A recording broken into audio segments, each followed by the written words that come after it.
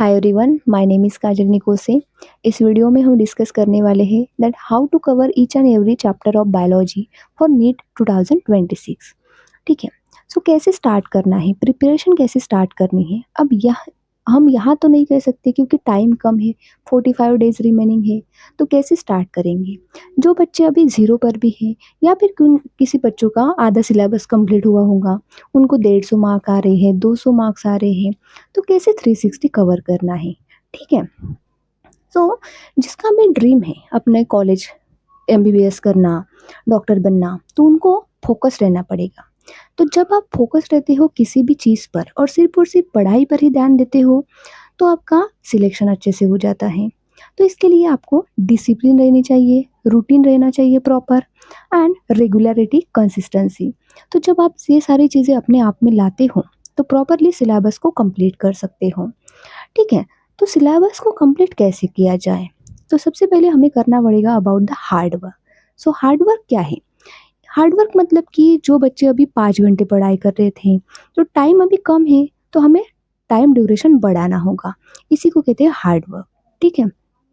तो time duration बढ़ाओ, 5 घंटे का 10 घंटे करो, 12 घंटे पढ़ाई करो। ठीक है। एंड हार्ड वर्क के साथ साथ ज़रूरी है स्मार्ट वर्क भी करना, क्योंकि smart work and hard work मिल जाते हैं तब अच्छी तरीके से अपनी प्रिपरेशन हो जाती है। ठीक है। सो स्मार्ट वर्क कैसे करें। तो स्पेसिफिक स्टडी करनी है। स्पेसिफिक यानी कि जो सिलेबस दिया गया हुआ है, जो अपने पास 2 बुक्स है, जो 32 चैप्टर है, उसको ही कवर करना है। होल एनसीईआरटी कवर करनी है। आउट ऑफ एनसीईआरटी पढ़ने की कोई ज़रूरत नहीं, क्योंकि क्वेश्चन तो एनसीईआरटी से ही आने हैं, है ना। तो each and every line, each and every word जो है एनसीईआरटी का, वो हमें पता होना चाहिए। ठीक है। ऐसे भी पढ़ाई करके क्या फ़ायदा जिससे क्वेश्चन भी ना बने। ठीक है। सो स्मार्ट वर्क भी ज़रूरी है। एंड जब हम किसी भी चीज़ में टाइम देते हैं, टाइम अपना दे रहे हैं, तो उससे हमें आउटपुट भी मिलना चाहिए। तो आप टाइम ऐसे डिसाइड करो किसी किसी भी टॉपिक के लिए, उसके डिफ़िकल्टी लेवल के अनुसार। तो जो ज़्यादा डिफ़िकल्ट है, मीडियम है, तो उसके अकॉर्डिंग उसको टाइम अलॉट करो। ठीक है। एंड जब भी कभी आप न्यू चैप्टर स्टार्ट करते हो, तो उसको करने के लिए सबसे पहले हमें ज़्यादा दिक्कत आती है, टाइम ज़्यादा लगता है, 1 आवर लगेगा।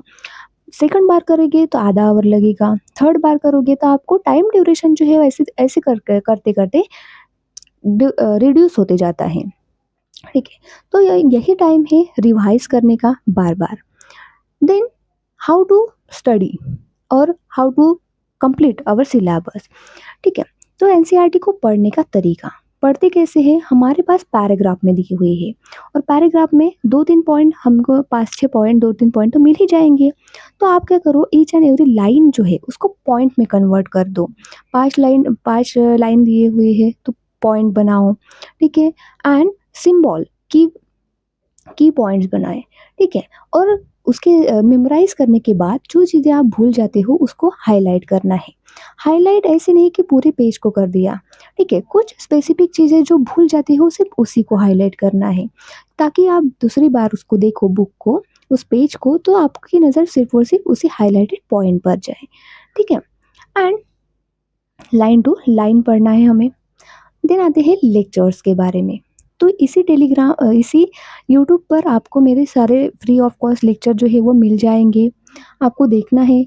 तो डिटेल में नहीं बनाए मैंने, डिटेल में मतलब कि वन शॉट बनाए हैं, और उसी वन शॉट में पूरा डिटेल में कवर किया गया है, कोई भी लाइन छूटी नहीं है, each and every topic completed है। ठीक है। देन बात करते हैं अपने पीवाईक्यूज की। तो PYQ daily practice is necessary, क्योंकि पीवाईक्यू से हमें पता चलता है कि हमारा कुछ समथिंग रिमेनिंग तो नहीं है, कुछ कॉन्सेप्ट समझ में नहीं आते। तो पीवाईक्यू से ये सारी चीज़ें हमें, हमारी गलतियाँ कौन सी कर रहे हैं ये भी हमें उससे पता चलता है। सो डेली पीवाईक्यू प्रैक्टिस करो, जिसकी हेल्प से आप अपने आप में इम्प्रूवमेंट ला सकते हो, और जो भी न्यू कॉन्सेप्ट लग रहे हैं उसको उसी टाइम पर उसी पेज पर लिख के रखिए। ठीक है। ये पीवाईक्यू हो गए। देन बात करते हैं अपने जो साइंटिस्ट है, देन एग्जाम्पल्स है। तो जो भी साइंटिस्ट है और बोटनी में जितने भी एग्जाम्पल्स आते हैं उसको थरोली याद होना चाहिए। अगर याद नहीं रहते तो बार बार प्रैक्टिस करने का तरीका यही है कि आप उसको लिख कर देखो, लिख कर देखने से अच्छे मेमोरी में वो फिट हो जाते हैं। Then summary. तो कुछ चीज़ें जो है वो अपने चैप्टर्स में नहीं दी रहती, लेकिन समरी में दी है। तो समरी से भी क्वेश्चन आते हैं, फिर हम पैनिक करते हैं कि क्वेश्चन कहाँ से आया, हमने तो पढ़ा ही नहीं है। तो समरी को भी कभी स्किप नहीं करना है।